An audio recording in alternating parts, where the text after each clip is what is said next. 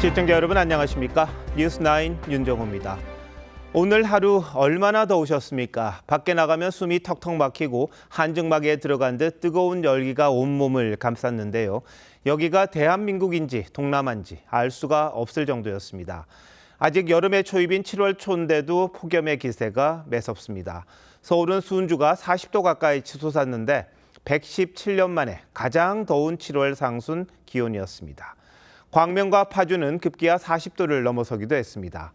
8월, 어쩌면 그 이후까지 이어질지 모를 기나긴 여름나기가 벌써부터 걱정입니다. 날이 덥다 보니 저녁엔 호우주의보가 발령될 정도로 강한 비까지 내렸는데요. 먼저 최원영 기자가 보도합니다. 이글거리는 태양이 서울 한복판을 강타합니다. 폭염을 피하기 위해 시민들은 거리에서 자취를 감췄고 아스팔트 도로는 지면에 열기까지 더해 데일 듯 뜨겁습니다. 제가 들고 있는 이 온도계 수치도 계속 오르더니 밖에 나온 지 30분 만에 무려 45.6도를 기록했습니다. 체온보다 9도를 웃도는 건데요. 야외에서 몇 마디 하는 것도 숨이 턱턱 막힐 지경입니다. 서울 낮 최고 기온은 37.8도로 1908년 이후 7월 상순 기온으론 최고 기록을 세웠습니다. 딱 나오면은 사우나 들어온 것처럼 너무 더워요. 해가 져도 열기는 거의 그대로입니다. 잘 때도 더워서 이제 문 활짝 열어놓고 자죠. 더워서 잠자다 깰 때도 있어요. 폭염과 사투를 벌이는 택배기사. 연신 땀을 닦고 물을 마셔보지만 그때뿐입니다. 아무래도 덥다 보니까 물도 많이 마시게 되고 이제 힘도 축축 처져서 딸리니까 간식 같은 것도 좀 더 평소보다 챙겨서 먹고. 인천 35.6도, 대전 36.3도, 부산 34.5도 등 전국적으로 7월 상순 최고 기온 기록이 쏟아졌고 40도를 넘는 지역도 잇따라 경기도 파주와 안성이 40.1도, 광명이 40.2도를 기록했습니다. 2018년 8월과 지난해 8월에도 40도를 넘은 적이 있지만 7월의 40도 기온은 올해가 처음입니다. 동해상의 고기압에 따라 동풍이 300을 넘으면서 더운 공기가 불어드는 서쪽 지역은 35도 이상으로 덥겠고 여기에 대만 인근에서 열기를 밀어올리는 태풍의 영향까지 더해져 더위는 다음 주 중반까지 기승을 부릴 전망입니다. TV조선 최원영입니다. 저녁 때는 갑자기 수도권에 강한 비가 내리면서 퇴근길 혼잡이 빚어졌습니다. 서울 서부권에는 호우주의보까지 발령이 됐는데요. 지금 상황은 어떤지 여의도 버스 환승센터에 나가 있는 취재기자 연결합니다. 이나라 기자, 지금도 비가 계속 내리고 있습니까? 네, 퇴근 시간쯤 갑작스럽게 쏟아진 비로 직장인들로 가득한 이곳 여의도 버스 환승센터는 극심한 혼잡을 빚었습니다. 지금도 간헐적으로 빗줄기가 거세게 쏟아졌다가 잦아들기를 반복하고 있습니다. 서울은 낮엔 최고 기온 37도를 기록하는 불볕더위가 이어졌지만 저녁이 되자 기습적인 폭우가 내리면서 오후 6시 30분 서울 서부 지역을 중심으로 호우주의보가 내려졌고 20분 뒤 서남권은 호우경보로 상향됐습니다.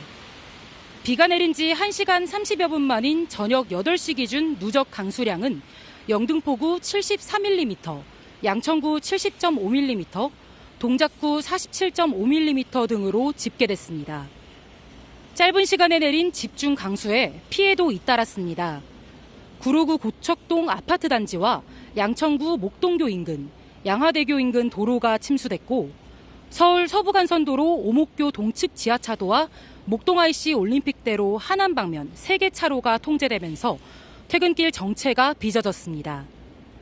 기상청은 낮 동안 지표면 열기가 과열되면서 대기 상층과 하층 사이의 불안정이 심해진 상황에서 소나기성 강수가 내린 것이라고 설명했습니다.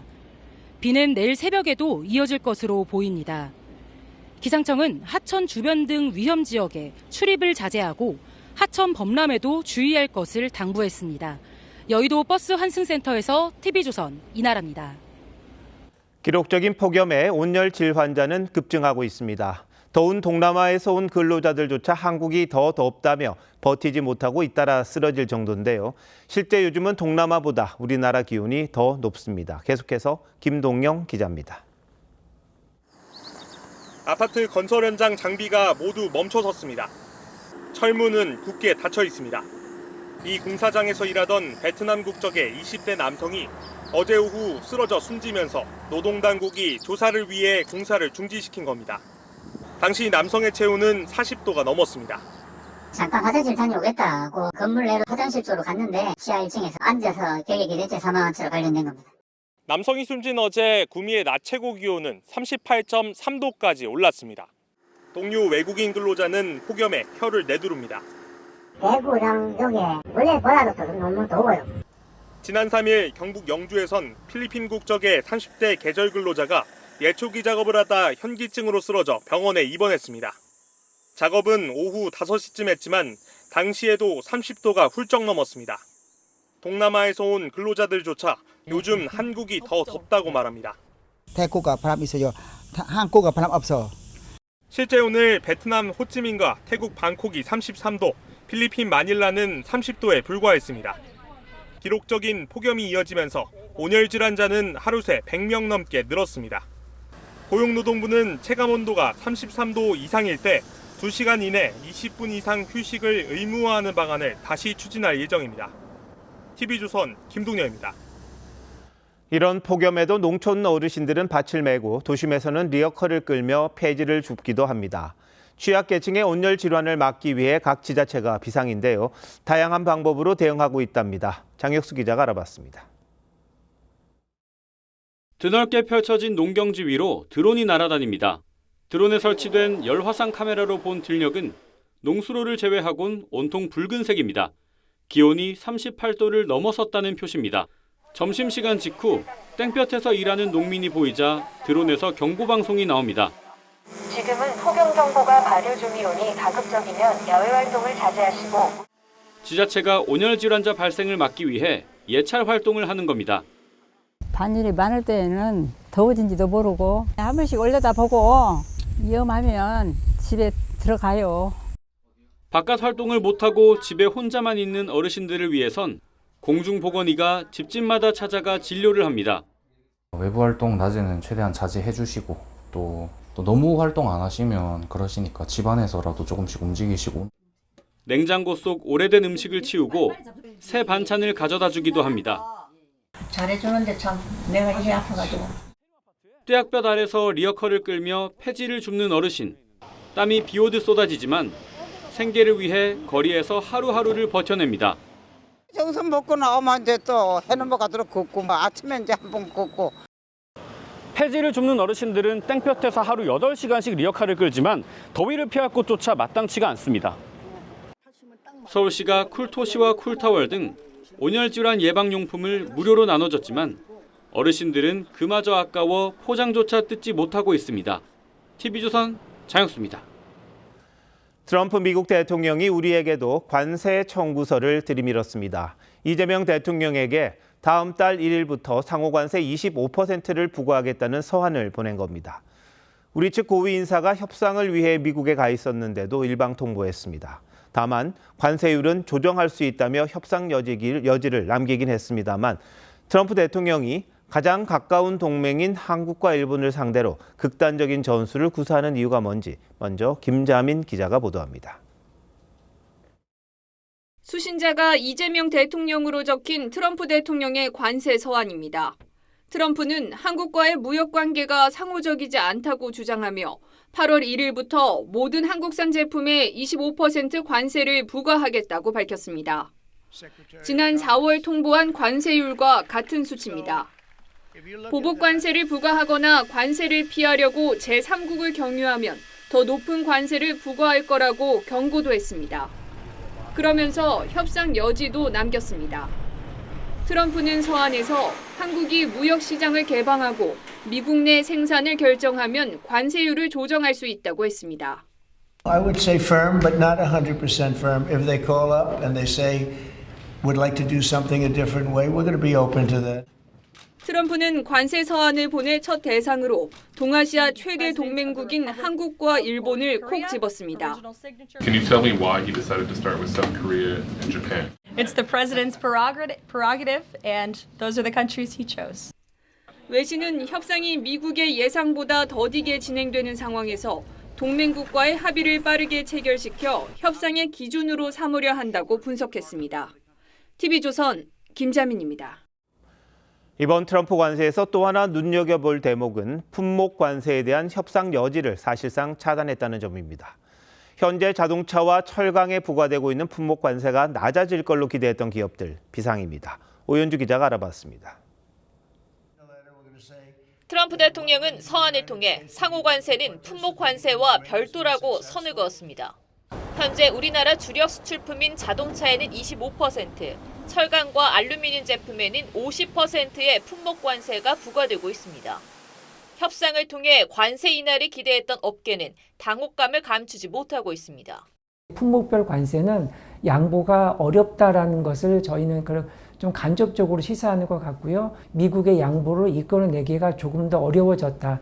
자동차와 철강은 올해 상반기 대미 수출이 각각 16.8%, 11.2% 급감했습니다. 자동차 관세가 고착화할 경우 현대차와 기아의 부담은 연간 9조 원이 넘을 전망입니다. 여기에 25% 상호 관세와 반도체, 스마트폰 품목 관세까지 추가되면 수출 기업들의 피해는 전방위로 확산될 것으로 보입니다. 트럼프발 관세 폭탄 충격으로 지난 2분기 삼성전자와 LG전자 영업이익은 이미 반토막이 났습니다. 심각한 타격이죠. 왜냐하면 우리나라 수출의 이제 거의 한 5분의 1 정도가 반도체. 트럼프가 요구하고 있는 것은 이제 관세를 통해서 투자를 요구하는 거잖아요. 올해 하반기 우리나라 수출은 자동차, 철강, 기계 등 주요 품목들에서 7% 안팎으로 크게 줄어들 거란 전망이 나옵니다. TV조선 오현주입니다. 트럼프의 관세 편지를 받은 뒤 우리 정부의 움직임 분주해졌습니다. 일단 3주라는 시간은 벌었습니다만 미국 측 요구 조건이 많아 협상이 쉽지 않다는데 이 대통령이 직접 협상에 나서는 방안도 추진되고 있습니다. 이어서 박상현 기자입니다. 요한구 통상교섭 본부장에 이어 위성락 국가안보실장까지 미국을 찾아 막판 설득에 나섰지만 서한을 피하지 못했습니다. 일단 우리 정부는 이달 말까지 협상 시간을 벌었다며 관세가 발효되는 다음 달 1일 이전까지 관세 문제를 풀어보겠다는 계획입니다. 확보된 협상의 시간만큼 지금 위성락 안보실장도 가서 고위급 회담을 이어가고 있고요. 좀 더 나은 결과를 얻을 수 있기를 지금 바라고. 하지만 남은 3주 안에 협상을 마무리 짓기엔 넘어야 할 산이 많습니다. 우리 정부는 조선, 방산, 알래스카 LNG 사업 등의 협력을 통해 관세율을 낮추려 했지만 미국은 쌀과 과일 등 농산물 시장 개방, 구글 지도 반출, 플랫폼법 철회 등을 추가로 요구하는 것으로 알려졌습니다. 여기에 방위비 증액 문제까지 거론한 것으로 보입니다. 줄 건 주고 이제 받을 건 받고 하는 매듭을 짓고 다음 단계로 넘어가는 이런 게 좀 필요한 국면이 아닌가 싶습니다. 각 사안마다 고도의 정치적, 외교적 판단이 필요한 만큼 정강급 대화로는 한계가 있다는 지적이 나옵니다.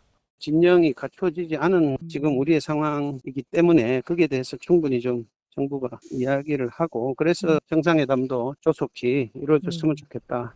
대통령실도 이번 달 중 한미 정상회담을 갖고 협상 성과를 도출한다는 목표로 미국 측과 접촉하고 있습니다. TV조선 박상현입니다. 이 대통령이 방송 지배구조를 확 바꾸는 이른바 방송 3법에 대해 여당과 생각이 같다며 차질 없는 추진을 당부했습니다. 어제 오전까지만 해도 대통령실은 국민적 공감대가 필요하다고 해 이 대통령의 생각이 뭔지 해석이 분분했는데 확실한 의지를 보인 겁니다.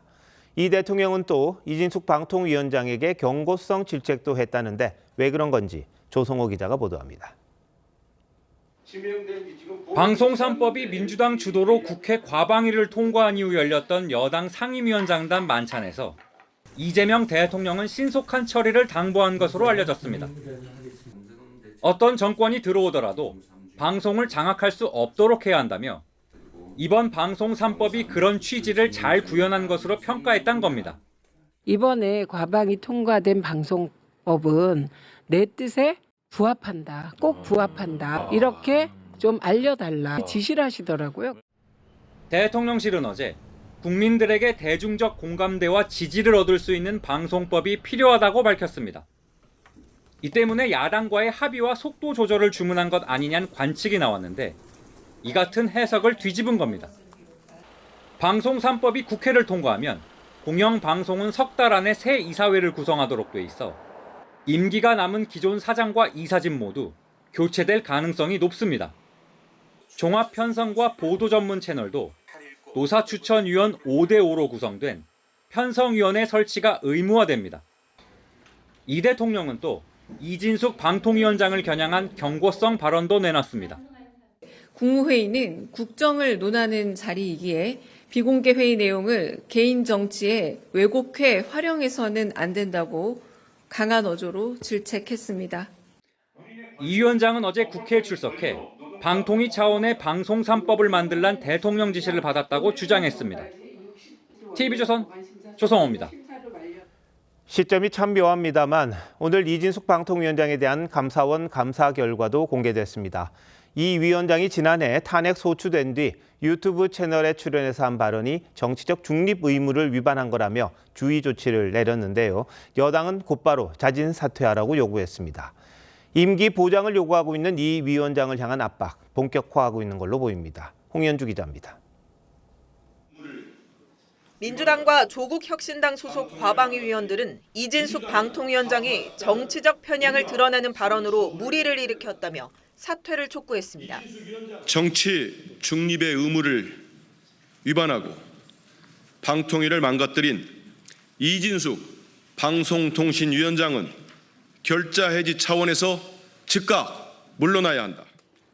민주당 당권 주자인 박찬대 의원도 스스로 거취를 정리하라고 요구했습니다. 지난해 11월 국회가 민주당 주도로 통과시킨 이 위원장의 정치적 중립 위반 의혹 감사 요구안에 대해 감사원이 주의 처분을 내리자 여권의 사퇴 요구가 시작된 겁니다. 이 위원장은 지난해 8월 자신의 탄핵 소추안이 가결된 이후 보수 성향 유튜브에 잇따라 출연해 좌파 집단은 상상할 수 있는 모든 것을 하는 집단 등의 발언을 했는데 감사원은 정치적 편향성을 드러냈다며 국가공무원법 위반이라고 봤습니다. 보수의 여전사 참 감사한 말씀이고요. 가짜 좌파들하고는 싸우는 전사들이 필요하다 실질적으로. 이 위원장은 앞서 감사원에 자기 방어 차원에서 개인적 생각을 말한 것일 뿐 특정 정치단체를 반대하는 의견을 표현하기 위한 것은 아니라고 반박했습니다. 이 위원장의 법적 임기는 내년 8월까지입니다. 하지만 경찰 수사와 감사원 감사, 여권의 사퇴 요구까지 이어지면서 이 위원장을 향한 전방위 압박이 본격화하는 모습입니다. TV조선 홍현주입니다. 이 대통령이 여당의 쟁점 법안 강행 처리에 힘을 실어주면서 민주당이 속도를 내고 있습니다. 방송 3법은 물론이고 노란봉투법 같은 쟁점 법안들을 7월 국회에서 모두 처리하겠다고 예고했는데 국민의힘은 협치를 거스르는 입법 폭주라고 반발합니다.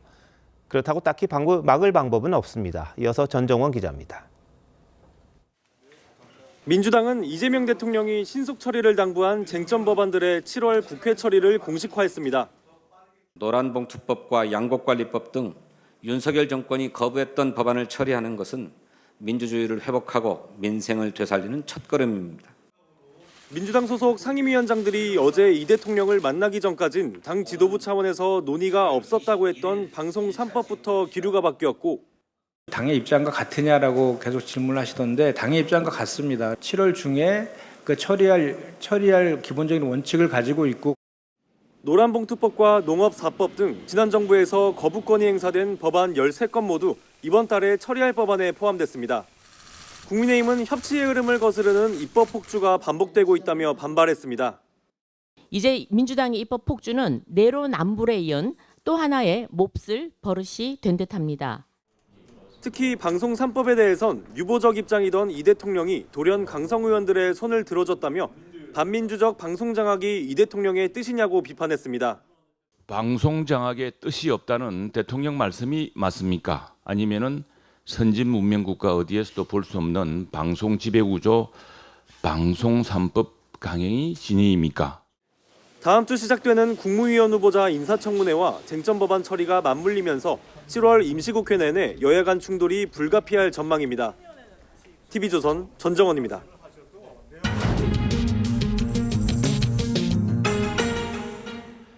정치 현안에 한 발 더 들어가 궁금증을 풀어드리는 정치 더 시간입니다. 조선일보 배성규 정치 에디터 나왔습니다. 어서 오십시오. 안녕하세요. 자, 좀 봤습니다만 이재명 정부에서 방송법을 국회 과방에서 단독 처리를 했습니다. 네. 뭐 야당 의원도 뭐 참여했다고 합니다만 대통령은 국민 공감대 속에서 추진하자 뭐 이런 이야기를 했었다는데 대통령 생각이 좀 바뀐 겁니까? 네, 이재명 대통령은 최근 여러 자리에서 이 방송법은 일방적으로 추진할 생각이 없다고 수차례 밝혔다고 합니다. 그런데 지금 여당 지도부도 그리고 이 과방이나 이 최민희 위원장 같은 강경파가 이 법안을 추진하는 것이지 우리가 하려는 것은 아니다. 법안 처리에 속도 조절을 하겠다. 이런 취지로 말을 했는데요. 결과는 정반대였습니다. 이 세 가지로 해석할 수 있습니다. 첫 번째는 이재명 대통령이 이 강성 지지층을 의식해서 이 국회 과방위 상임위 단계까지는 강경파에 손을 들어줬다. 이렇게 볼 수도 있는데요. 두 번째는 아니다. 이재명 대통령 생각이 바뀌었다. 얘기하는 분들도 있고요. 마지막 세 번째는 그것도 아니고 이재명 대통령의 원래 본심이 이 방송법 처리였는데 뒤늦게 본심이 드러난 것 아니냐라고 야당에서는 얘기하고 있습니다. 자, 그런데 민주당이 오늘 상임위 소위에서 지역화폐법 그리고 고교무상처리법도 처리를 했습니다. 뭐 노란봉투법도 한다 그러고요. 자, 이 방송법과 이 궤를 같이 한다 이렇게 봐야 되겠습니까? 쟁점 법안은 좀 뭐 놔뒀다 한다 그러다가 확 밀어붙이는 느낌이거든요. 그렇죠. 지금 지역화폐법은 이재명 대통령의 대표 정책입니다. 그리고 고교무상교육은 민주당이 전 정권 때 추진했다가 거부권 행사 때문에 막혔던 법이고요. 그리고 노란봉투법, 양곡법 이거는 노조, 민노총이나 농민회에서 요구하는 법안들입니다. 결국 이 민주당과 이재명 대통령의 핵심 정책 그리고 지지층이 요구하는 공약들인데 이거를 이번 기회에 밀어붙이겠다라는 걸로 해석될 수밖에 없습니다. 자, 그리고 이 대통령 사법 리스크 관련해서도요. 이 재판도 이제 뭐 중단이 됐는데도 불구하고 검찰 수사를 또 다시 조사하겠다 그러고 판결도 뒤집겠다 뭐 이런 이야기를 하고 있어요. 이건 어떻게 봐야 되죠? 이 민주당은 대선 때 이 대통령의 각종 재판을 중단시키는 형사소송법 개정안을 추진했고요. 그다음에 이 대통령의 선거법 위반 사건과 관련해서 허위공포 사실죄를 삭제하는 선거법 개정도 추진했습니다. 그러다 이 대통령 취임 후에 비판 여론을 의식해서 중단했는데 이게 사실은 이 대통령의 관심 사안이거든요. 그러니까 민주당은 이번에 검찰 조작 기소 대응 TF를 발족시켜서 이 대통령의 대북 송금, 대장동 비리, 김용 전 부원장 사건 등을 동시에 뒤집기 나선 거 아니냐 이런 시각이 나오는데요. 취임 한 달을 기점으로 결국 사법 리스크 해소를 최우선 과제로 삼아서 추진하는 것 같다는 얘기가 나올 수밖에 없습니다. 그러다 보니까요. 취임 한 달 동안 뭐 인사, 정책 이런 것들이 강성 진보 색깔을 좀 뺐었다. 그래서 뭐 괜찮네 이런 이야기들이 좀 있었어요. 그러다가 이 통합 협치하는 것 아니냐 이런 기대감도 있었는데 지금 보니까 이 기조가 좀 바뀐 것 같다. 이런 지적이 이제 나오기 시작합니다. 일단 그렇게 보이긴 합니다. 이 지난달까지만 해도 중도 보수층을 자극하지 않고 신중하게 조심조심 가자는 그런 분위기가 강했는데요. 근데 취임 한 달 지나면서 이 신중한 속도 조절이 과감한 속전속결로 바뀌고 있습니다. 인사에서도 단 한 명의 낙마도 없다. 청문 절차 빨리 끝내달라. 이런 얘기를 하는데 야당에서는 이거 벌써 오만해지는 거 아니냐 얘기를 하는데 아니다. 민주당은 이건 가야 될 길이다 얘기하고 있는 거죠. 자, 그런데 좀 달라진 게 맞죠? 왜 그런 겁니까? 일단 지지율 상승에 따른 자신감이 큰 것으로 보입니다. 대통령 지지율 최근 60% 넘어섰고요. 민주당 지지율도 국민의힘의 더블 스코어입니다. 그러니까 야당이 질이 멸렬하고 국정평가도 좋게 나오니까 이제 이 대통령 민주당이 뜻하는 대로 가도 문제가 없을 것 같다 이런 판단을 하는 것 같고요. 또 임기 초에 국민 지지율이 높을 때 이 민주당이 하고 싶었던 정책, 법안 이걸 모두 처리하자고 판단한 듯합니다. 거기다 이 강성 개딸 지지층의 요구에 부응하면서 지지층을 결속시키는 측면, 그다음에 또 노조 등 대선 우호 세력들의 청구서를 이행하는 측면도 있어 보입니다. 자, 그렇다면 이 대통령의 뭐 온건한 개혁, 협치, 탕평 어떻게 될까요? 지금 이 대통령은 제가 볼 때 여론을 살피고 있는 것으로 보입니다. 이 대통령 원래 이 여론에 굉장히 민감합니다. 그리고 여론 흐름이 바뀌면 정책 기조도 발빠르게 바꿉니다. 그러니까 이대로 기조 전환을 해도 좋을지 또 중도 보수층이 반발하지 않을지 상당히 판단 중일 걸로 보입니다. 이 야당에선 이 대통령이 이중 플레이한다. 그리고 말 바꾸고 있다. 지금 비판하고 있는데요. 만약 이런 비판 여론이 커지고 번진다면 아마 이 대통령은 또 이전에 온건 속도 조절 모드로 유턴할 수도 있습니다. 네. 제가 볼 때 이 모든 건 여론과 지지율에 달려 있습니다. 예, 뭐 야당이 뭐 질의멸렬하다 보니까 마음대로 해도 된다 이런 생각 가질 법도 할 것 같네요. 그런 면도 있습니다. 자, 배 의원 잘 들었습니다.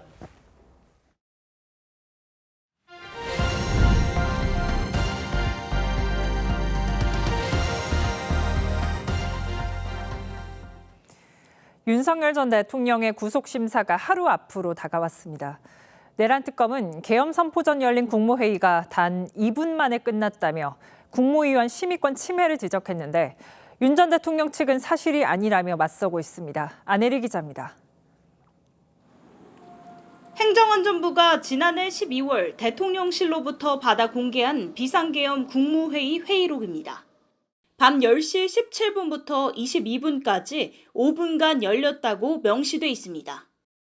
하지만 내란 특검은 대통령실 CCTV 분석 결과 밤 10시 16분 국무회의 정족수가 찼는데 10시 18분 회의가 끝났다고 영장 청구서에 적시했습니다. 회의 자체가 많은 절차적, 실체적 흠결을 가지고 있었다 그렇게 생각하고요. 하지만 윤 전 대통령 측은 회의 시작 전 1시간 30분가량 국무위원들 간에 치열한 논의가 있었다며 특검 주장은 사실이 아니라고 반박했습니다. 의사 정족수 충족 이후 국무회의 시간은 5분이었지만 그 이전에 충분히 논의를 한 것입니다. 특검은 사후계엄 선포문 작성과 관련해 윤 전 대통령에게 허위 공문서 작성 및 행사 혐의를 적용했습니다. 하지만 윤 전 대통령은 특검 조사에서 사후 계엄 선포문을 들고 온 강의구 전 부속실장에게 부속실이 왜 이걸 만드냐고 말했다며 혐의를 부인한 걸로 전해졌습니다. 내일 영장심사에서 특검은 증거인멸 가능성을 강조하고 윤 전 대통령 측은 무리한 영장 청구라며 치열하게 맞설 전망입니다. TV조선 안혜리입니다. 김건희 의혹 특검은 공천 개입 의혹과 또 통일교 수사 무마 의혹에 대해서도 본격 수사에 나섰습니다. 윤상현 의원과 김영선 전 의원 등을 상대로 동시다발 압수수색을 벌였습니다. 조윤정 기자입니다. 국회의원회관 윤상현 의원실에서 특검 수사관들이 나옵니다. 압수수색 자료 확보하셨을지요? 김건희 의혹 특검이 윤석열 전 대통령 부부의 공천 개입 의혹과 관련해 10여 곳을 압수수색했습니다. 김영선 전 의원, 김상민 전 검사의 자택도 포함됐습니다. 윤 의원은 김 전 의원 공천 의혹이 제기된 2022년 보궐선거 당시 국민의힘 공천관리위원장입니다. 김영선이 경선때부터 열심히 뛰었으니까 너는 김영선이 좀 해줘라 그랬는데 거기가 말이 많네. 진짜 평생을 잊지 않겠습니다. 고맙습니다. 당시 통화에서 윤 전 대통령은 윤상현 의원이 공관위원장이니까 한 번 더 얘기하겠다고 했습니다. 김 전 의원은 명태균 씨에게 공천 대가로 8천여만 원을 건넨 혐의로 재판을 받고 있습니다. 김 전 검사는 지난해 22대 총선 당시 김건희 여사 공천 개입 의혹에 연루돼 있습니다.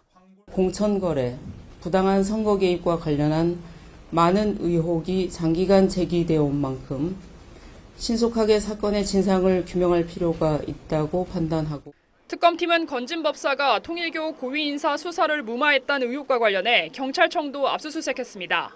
또 삼부토건 주가 조작 의혹과 관련해 2023년 우크라이나 재건 포럼을 주최한 유라시아 경제인 협회장을 참고인으로 불러 조사했습니다. TV조선 조윤정입니다. 이재명 대통령의 대장동 재판이 멈췄지만 측근이자 공범으로 기소된 정진상 전 실장 재판은 계속되고 있습니다. 그런데 보석으로 풀려났던 정 전 실장이 자정전에 귀가하라는 보석 조건을 최근 2차례나 어긴 걸로 확인됐습니다. 한지은 기자가 보도합니다. 대장동 재판 피고인인 정진상 전 실장은 지난 2023년 보석으로 풀려났습니다. 국민의 기본적인 권리인 방어권을 보장해 주신 재판부께 감사드리고 앞으로 더욱 성실하게 재판에 임하도록 하겠습니다. 당시 재판부는 사건 관계자 접촉 금지, 자정전 귀가 등 조건을 달았습니다. 그런데 법무부 보호관찰소는 지난달 12일과 30일 정 전 실장이 자정전 귀가 조건을 어겼다고 재판부에 통보했습니다. 지난해에도 정 전 실장은 1박 2일 부산을 방문하는 등 자정전에 귀가하지 않아 재판부로부터 경각심을 가지라는 주의를 받은 바 있습니다. 지난 2월엔 정 전 실장 변호인이 재판 증인과 접촉한 사실이 적발돼 과태료 300만 원을 부과받기도 했습니다. 반복 위반은 보석 취소 사유에 해당합니다. 진짜 법을 존중하지 않는 태도가 명백한 것 같습니다. 한 번도 아니고 여러 번 어겼다면 좀 우려할 만한 상황이네요. 재판부는 오는 15일 열리는 정 전 실장 재판에서 보석 조건 위반에 대한 입장을 밝힐 걸로 보입니다. TV조선 한지은입니다. 전자담배처럼 흡입하는 형태의 신종 마약을 국내에 밀반입하려던 국제조직원 4명이 국정원에 붙잡혔습니다. 무려 200만 명이 동시에 투약할 수 있는 양이었습니다. 이채연 기자입니다. 인천공항에서 한 남성이 여행용 가방과 노트북을 들고 공항 출국장 밖으로 나와 누군가를 찾는 듯 서성입니다. 지난달 19일 말레이시아에서 검거된 싱가포르인 마약 조직 총책 A씨입니다. 총책 A씨와 다른 조직원 등 4명은 전신맛 취재로 사용되는 에토미데이트를 국내에 대량으로 밀반입하려 한 혐의를 받고 있습니다. 코카인과 섞어 액상형 전자담배에 넣는 방식으로 매달 2만 개씩을 몰래 들여올 계획이었는데 200만 명이 동시에 투약할 수 있는 양입니다.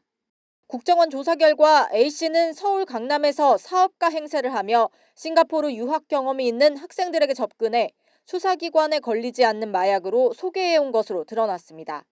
국경을 넘나드는 방법이 수월하고 택배도 그렇고 또는 다른 직구를 통해서도 올 수가 있고 아니면은 인편으로 오는 경우도 상당히 많이 있고요. 지난 2023년 롤스로이스를 타고 인도로 돌진해 20대 여성을 사망하게 한 남성도 에토미데이트를 투약한 상태였습니다. 사고 당일 일본에서 어떤 시술 받으셨나요? 영장심사 왜 성분과 함량을 알 수 없어 인체에 치명적인 전자담배형 에토미데이트는 현재 동남아 국가를 중심으로 확산되고 있습니다. 식약처가 지난 3월 에토미데이트를 마약류로 지정하는 입법 예고를 했지만 아직 정식 지정은 안 되고 있는 상태입니다. TV조선 이채연입니다. 보신 것처럼 우리나라는 더 이상 마약 청정국이 아닙니다. 이걸 실감하는 게 최근 마약 검사 키트를 일상에서 쉽게 구할 수 있습니다. 나도 모르는 사이에 마약에 노출될 수 있다는 불안감이 커졌기 때문입니다. 임희원 기자가 취재했습니다. 서울 성동구의 약국 창문에 마약 검사 키트라는 문구가 큼지막하게 붙어 있습니다. 소변이나 타액으로 마약에 노출됐는지 여부를 확인할 수 있는 제품들입니다. 한 중년 여성은 자녀 걱정에 사러 왔습니다. 애들이 있는데 해외에 갔다 왔거든요. 클럽을 갔다 왔나 봐요. 불안해서 한번 검사를 시켜볼까. 보건소에 가면 익명으로 무료 검사를 받을 수 있지만 혹시나 하는 마음에 하나에 4만 원이 넘는 제품을 사는 젊은이들도 많습니다. 나 같은 경우는 보건소 가르치는데 이 비싼 걸 왜 주고 사냐. 다 젊은 애들이니까. 대형 온라인 쇼핑몰에서도 수백 개가 팔리고 있습니다. 저도 한번 검사를 해봤는데요. 이렇게 2줄이 뜨면 음성, 1줄이 뜨면 양성입니다. 필로폰, 대마초 등 10종류 이상의 검사가 가능하고 정확도는 80% 수준입니다. 일부 마약 사범들은 단약 중이라는 걸 증명하는 자료로 재판부에 제출하기도 합니다. 이렇게 단약을 잘 유지하고 있다. 이런 거를 보여주는 근거 자료가 되고 있죠. 유흥업소 등에서 마약류 사용이 늘면서 지난해 마약 압수량은 전년보다 20% 가까이 증가했습니다. 마약이 우리 사회에 얼마나 널리 퍼졌는지 보여주는 씁쓸한 단면입니다. TV조선 임희원입니다. 재개발, 재건축, 이주비 대출도 6억 원으로 제한되면서 주택 공급 위축을 우려하는 목소리가 커지고 있습니다. 국토부도 이런 우려를 규제 발표 전에 금융당국에 전달했지만 규제는 그대로 강행됐습니다. 서영일 기자입니다. 내년 상반기에 이주를 추진 중인 서울의 한 재개발 단지. 이주비 대출 한도가 6억 원으로 묶인 지 열흘이 지났지만 조합원들의 걱정 섞인 문의는 여전합니다. 내가 살 집을 못 구하는 상황이나 세입자에 대한 전세금을 빼주지 못하니까 거기서 발생될 수 있는 문제 때문에 이주가 좀 힘들어질 수 있다. 이주비 대출 제한을 받는 정비사업장은 서울에서만 53곳, 4만 8천 세대. 국토부는 6.27 대책 발표 전에 이주비 대출 규제가 도심 공급 위축을 가져올 수 있다는 의견을 금융위원회에 전달했습니다. 조합원들의 자금 조달 계획이 꼬여 사업에 속도를 내지 못할 수 있다는 지적이었습니다. 하지만 금융위는 2주까지는 시간이 걸리고 파장이 제한적일 것이라며 그대로 밀어붙였습니다. 문제는 사업성이 좋은 강남 지역은 건설사들이 앞다퉈 추가 이주비 대출을 공약하고 있지만 그렇지 않은 지역은 사업이 좌초될 수 있다는 점입니다. 사업성이 있는 쪽으로 쏠림 현상이 생기고 사업성이 부족한 지역은 사업이 길어지는 그런 현상이 벌어질 수 있습니다. 정교하지 못한 대출 규제로 주택 공급 위축과 함께 재건축 재개발 사업 양극화가 심화할 거란 우려가 나옵니다. TV조선 서영일입니다. 앞으로 근로시간 파악이 힘든 아르바이트생이나 프리랜서도 고용보험에 가입할 수 있습니다. 정부가 가입 기준을 근로시간에서 소득으로 바꾸기로 하면서 사각지대를 메울 수 있다는 기대가 나오는데요. 하지만 자영업자들은 부담을 호소하고 있습니다. 차정승 기자가 취재했습니다. 주로 편의점 아르바이트로 생계를 꾸려온 40대 장모 씨는 4년 전 장애인 활동 지원사도 시작하며 비로소 고용보험을 들 수 있게 됐습니다. 실업급여 등이 보장되면서 편의점을 전전하던 일도 줄었습니다. 활동지원사 근무를 하게 되면서 4대 보험을 적용을 받고 편의점을 서너 군데를 다녔던 곳을 이제 한 곳으로 줄이게 된 것이죠. 정부가 30년 만에 고용보험 가입 기준을 근로시간에서 소득으로 바꾸기로 했습니다. 이른바 초단기 아르바이트생이나 프리랜서 같은 고용보험 사각지대를 없애기 위해서입니다. 주 15시간 이상, 월 60시간 이상 일하지 않아도 보험 혜택을 받을 수 있는 겁니다. 하지만 아르바이트 월급에서 보험료까지 떼는 게 부담스럽다는 반응도 나옵니다. 고용보험료가 그냥 비용으로만 생각되지 실업급여를 받고 있다 이런 생각은 잘 안 들죠. 보장이라는 생각이 잘 안 들거든요. 무엇보다 보험료를 같이 내야 할 자영업자들 반발이 거셉니다. 너 하루만 일해줘 사람을 불렀는데 이거 고용보험 뛴다 그러면 친구 일 안 할걸요? 그렇게 되면 사업주가 어차피 다 내야 되는 비용이에요. 결국 일자리 감소로 이어질 거란 우려 속에 소상공인 연합회도 폐업 자영업자가 100만 명에 달한다며 부담을 줄여달라고 촉구했습니다. TV조선 차정승입니다. 윤호중 행정안전부 장관 후보자의 배우자는 6년 전 다세대 주택을 아들에게 증여했습니다. 그런데 증여를 한 지 2달 뒤 민주당 총선 기획단장이던 윤 후보자는 당 소속 후보들에게 다주택 매각 서약서를 받았습니다. 자신의 가족은 매각 대신 증여를 하고는 남들에게는 다주택 매각을 요구한 셈인데 어찌 봐야 할지요. 이채림 기자입니다. 주택가에 재개발 총애를 알리는 현수막이 붙어 있습니다. 윤호중 후보자의 배우자 차모 씨는 서울 서대문에 다세대 주택을 갖고 있었습니다. 그런데 2019년 11월 소유권이 아들에게 넘어갑니다. 조합 설립 인가로 재개발이 본격화되기 3달 전이었습니다. 아들에게 이 다세대 주택을 증여한 뒤 차 씨는 주택 앞에 골목길 35제곱미터 규모의 땅만을 보유하고 있습니다. 1800세대 대단지로 탈바꿈한 뒤 분양권을 받으면 10억 원이 넘는 시세 차익이 예상됩니다. 엄청 오래전부터 바꾸셨으니까 금액적인 되게 상승분은 굉장히 많으실 거예요. 34평이 16억에서 17억 정도 시세가 지금 현 시세가. 증여가 이뤄진 2019년 말은 문재인 정부가 집값 폭등으로 골머리를 앓던 시기였습니다. 당시 윤 후보자는 민주당 사무총장으로 21대 총선 기획단장을 맡았고 모두가 공정과 혁신 또 미래를 향한 이 더불어민주당의 총선을 준비하기 위해서 최선을 다하겠다는 말씀드립니다. 2달 뒤인 2020년 1월 총선 기획단은 투기 지역 등 다주택 후보자들에게 매각 서약서를 받기로 했습니다. 본인 가족의 집은 매각 대신 증여하고 다른 후보자들에게는 실거주의 주택 매각을 요구한 겁니다. 주택자에 대해서는 그렇게 비난을 하더니 오히려 내로남불도 유분수지 과연 공직자 내지는 장관 후보자로서의 자격이 있겠습니까? 윤 후보자 측은 해당 주택의 원소유주인 장인이 손자한테 물려주고 싶어 했던 뜻을 존중해서 내린 결정이었다고 밝혔습니다. TV조선 이채리입니다. 미국과의 관세 협상이 발등에 떨어진 불인데 김용훈 고용노동부 장관 후보자의 과거 반미 발언들이 재조명되면서 우려의 목소리가 나오고 있습니다.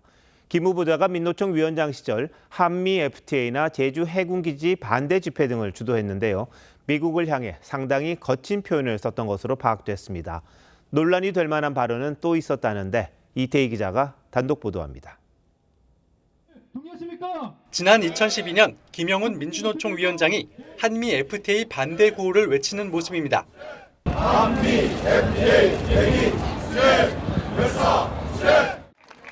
노무현 정부 때 체결된 한미 FTA가 5년 만에 발효되기 하루 전 정부 주장은 사기, 지구상에서 가장 불평등한 조약이라는 비난은 서슴지 않습니다. 수입 물가가 싸질 것이고 일자리가 늘어날 것이라고 하는 대국민 사기극을 배설물처럼 쏟아내고 있습니다. 제주 강정마을 해군기지 반대 집회에선 발언 수위가 더 높아졌습니다.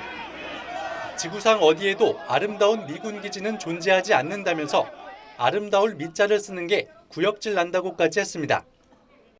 지구상 어디에도 아름다운 미군 기지는 존재하지 않습니다. 그리고 더 구역질 나는 것은 어디서 아름다울 미자 들이대고.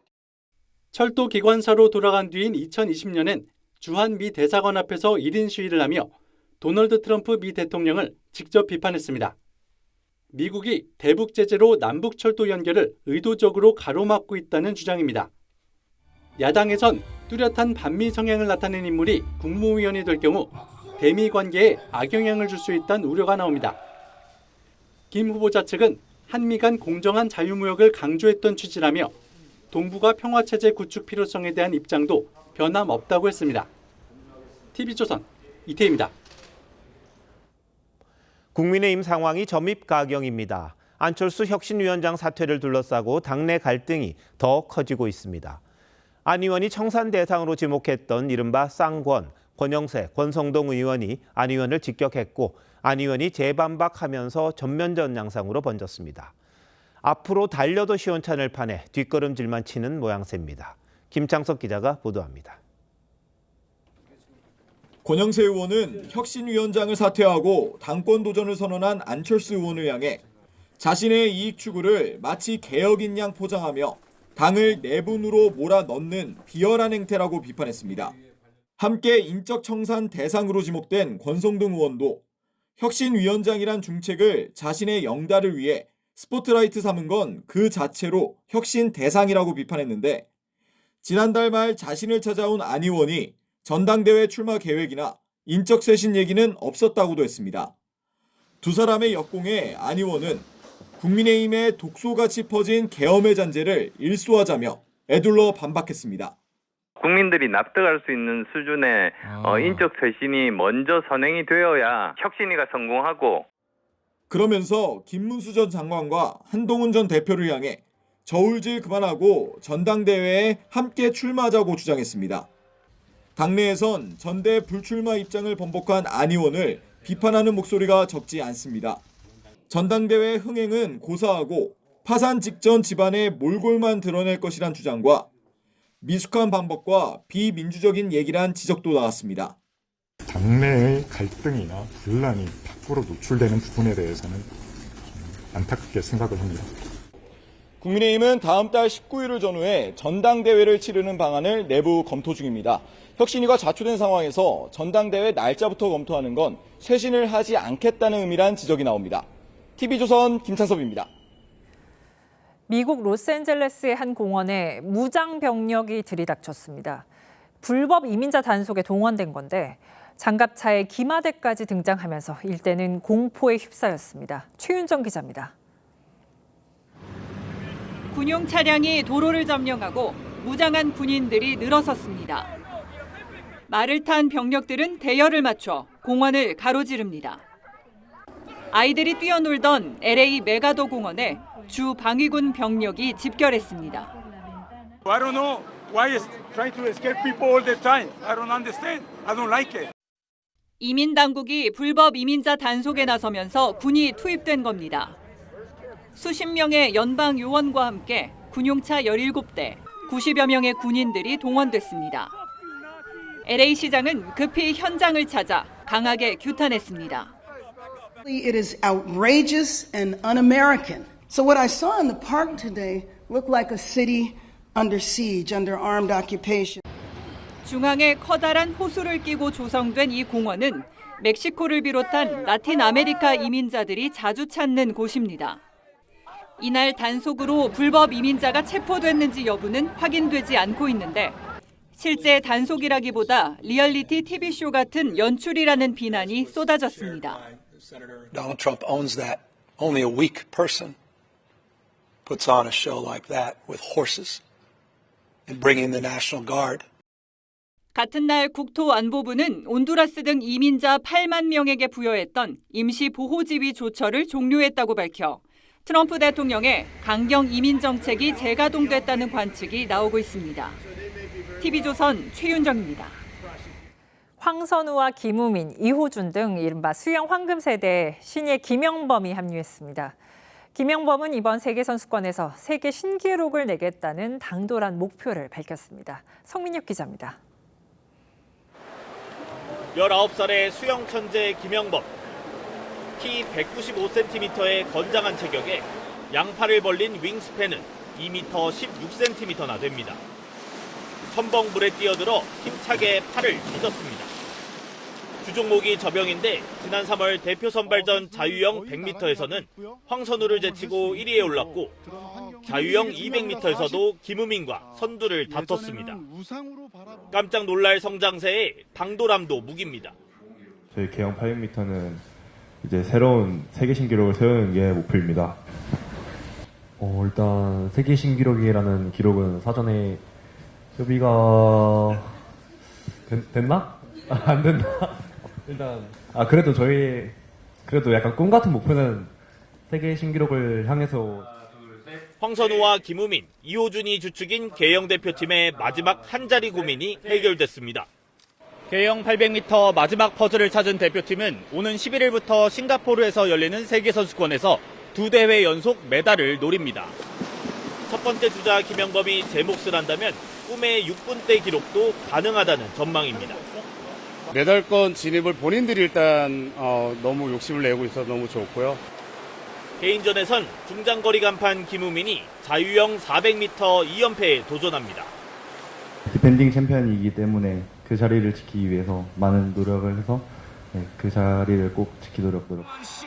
황선우도 세계선수권 4회 연속 메달이라는 가보지 않은 길에 나섰습니다. 수영 황금세대의 여정, 다시 힘찬 입수를 준비합니다. TV조선 성민혁입니다.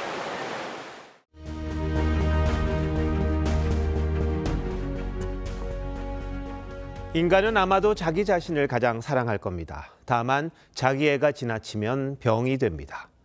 자기애의 상징인 그리스 로마 신화의 나르키소스, 마취, 혼수, 마비 이런 뜻입니다.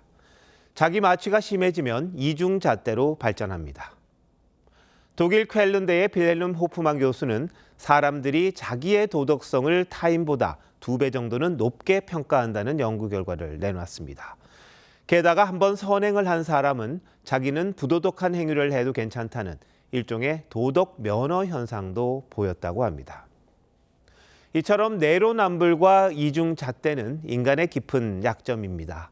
자신을 객관화할 줄 알아야 이런 오류에서 벗어날 겁니다. 그런데 자기 마취에 빠진 우리 정치권에서 이런 일들이 가능할런지요?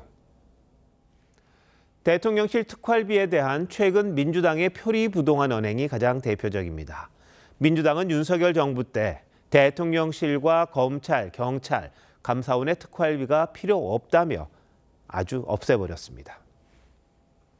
어디다 쓰는지도 모르는 특활비를 삭감한 것인데 이것 때문에 살림을 못하겠다고 하는 건 사실 좀 당황스러운 얘기죠. 정권을 잡자 태도를 180도 바꿔 특활비가 반드시 필요하다며 되살렸습니다. 새로운 정부가 출범해서 특활비의 부족 문제가 일을 하는데 지장이 생기지 않도록 저는 예산에서도 조금 반영할 필요성이 있다고.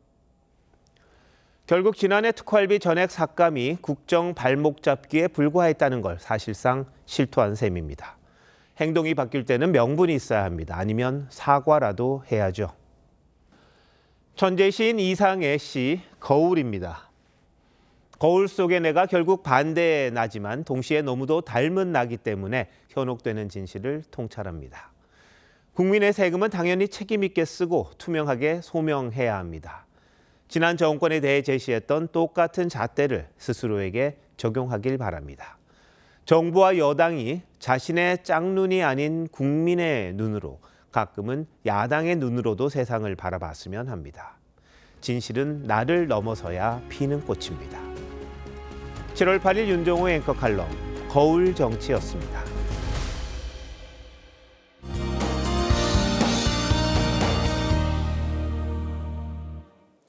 이틀째 폭염 경보가 내려진 서울은 낮 최고 기온이 37.8도로 38도에 육박했는데요.